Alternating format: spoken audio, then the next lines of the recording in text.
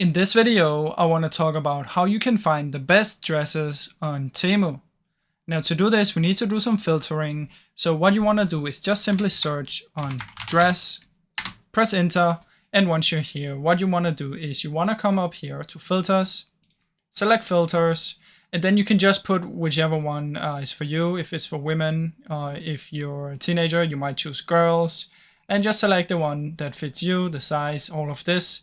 And once you come over here, it's important that you choose this one, 4 stars and up. Now, once you're in here, what you want to do is also click sort by and select top sales.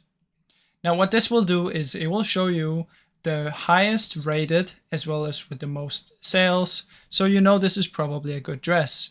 What this means is it will only show you dresses that have been sold a lot with very high ratings. So usually people enjoy it when they bought it. So this is the best way to sort this way, guys. I really hope you enjoyed this short video. If you did, please leave a like and subscribe, as it helps me out a ton.